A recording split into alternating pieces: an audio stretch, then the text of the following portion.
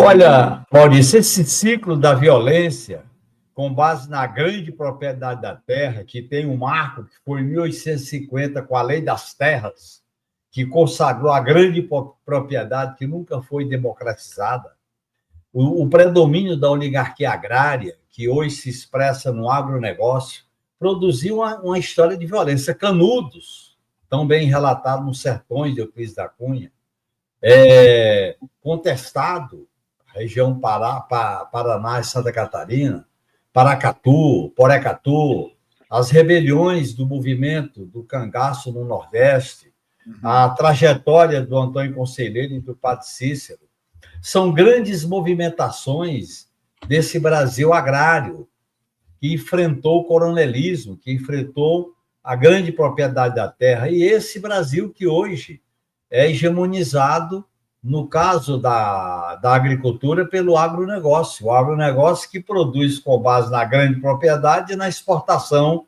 de produtos primários. Eu acho que nós temos que fazer uma reforma estrutural e nós não conseguimos acumular força para realizar essa reforma estrutural, nem no Lula 1, nem no Lula 2 e nem na Dilma 1. E esse dilema que nós estamos enfrentando agora no Lula 3.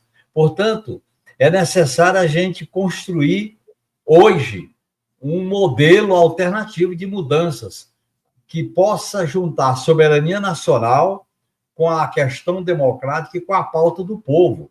A importância da reforma agrária popular, a importância da economia solidária, a importância da pauta contra a catástrofe climática, a pauta da transição energética, são temas importantes, o respeito às reivindicações dos povos originários. Portanto, nós fizemos mudanças, melhoramos a vida do povo, mas não fizemos essas transformações estruturais por escolhas, por correlação de força e porque, no meu modo de entender, a gente construiu um caminho que se baseou na conciliação e no diálogo. A gente tem que dialogar, mas enfrentar, dialogar, mas polarizar, trabalhar por dentro e por fora das instituições. Esse é o dilema do Brasil. Você sabe que o capitalismo brasileiro, que veio de 300 anos de escravidão, passou pela característica da propriedade rural, passou por um modelo dependente, a própria soberania nacional, a formação do Estado Nacional foi fruto até de uma espécie de acordo com o imperialismo inglês, com a dominação de Portugal. Eu acho que o Brasil sempre se guiou por transformações pelo alto, nunca nós fizemos transformações de base estrutural. E esse é o dilema que nos persegue até hoje, viu, Maurício? Certo. Pois é, a reforma agrária é uma das coisas que tem como fazer uma reforma agrária sem fazer uma revolução, porque nos países onde realmente houve reforma agrária, não sei, tem como fazer a reforma agrária assim, pelas formas institucionais, como está hoje em dia? Olha, a reforma agrária é uma bandeira democrática popular. É uma revolução democrática que pressupõe a gente construir uma hegemonia política a favor da classe trabalhadora, a favor dos camponeses, para a gente construir movimentos de enfrentamento. Eu acho que hoje as experiências de enfrentar esse tema, como foi em Canudos, como foi em Contestado, como foi na guerrilha, como foi em outras, como foi no movimento Sem Terra, lá, inclusive lá no Rio Grande do Sul, mesmo no sul do Pará, enfrentam um problema, que essas grandes iniciativas foram derrotadas, e nós temos que recolocar essa bandeira da reforma agrária num programa de transformação da sociedade brasileira.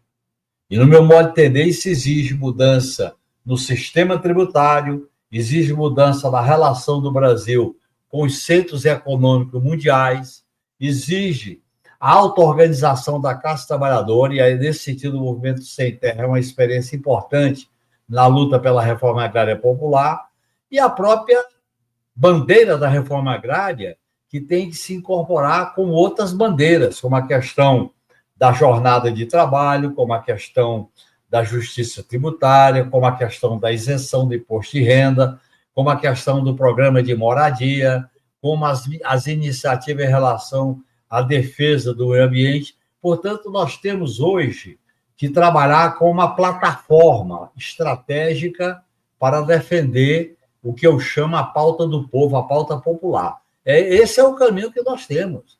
Eu acho que a não realização da reforma agrária é uma dívida que esse país tem com a população camponesa.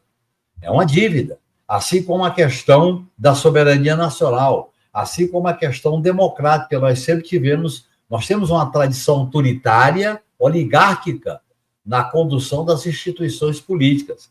E a esquerda não pode se acomodar, a esquerda tem que construir uma espécie de rebeldia cívica democrática que se baseie na organização popular, que se baseie numa contra-hegemonia de acumulação de força. Essa nossa caminhada é uma longa marcha e não uma corrida de 100 metros, porque nós temos muito trabalho pela frente e nós não podemos deixar de construir esse caminho. Pois é, o Horácio, o Genuíno não trabalhou só com o Celso Amorim no Ministério da Defesa. Trabalhou com quem mais mesmo, Genuíno? Eu iniciei lá a minha experiência como assessor do ministro Jobim. Depois, quando ele saiu do Ministério da Dilma, eu continuei trabalhando com o ministro Celso Amorim.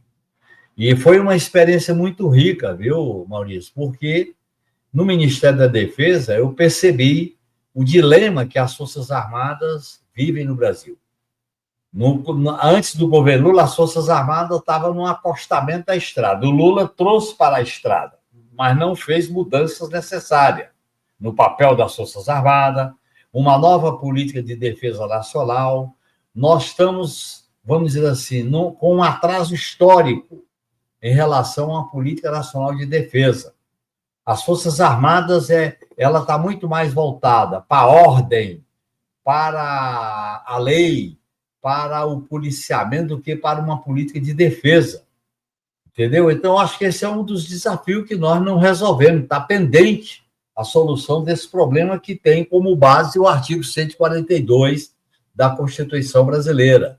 Então, nós temos que fazer esse debate para que o Brasil, diante das novas necessidades que o mundo multipolar atravessa, inclusive com a integração da América Latina, a questão do acesso à tecnologia sensível, como o ciclo do combustível nuclear, como o submarino de propulsão nuclear e o submarino convencional, como a questão da utilização da base de Alcântara, como a importância de dominar o espaço aéreo. Veja a importância que tem os drones e os mísseis na guerra moderna que veio à tona com a guerra na Ucrânia. Portanto, nós temos que trabalhar com outros parâmetros para a política de defesa.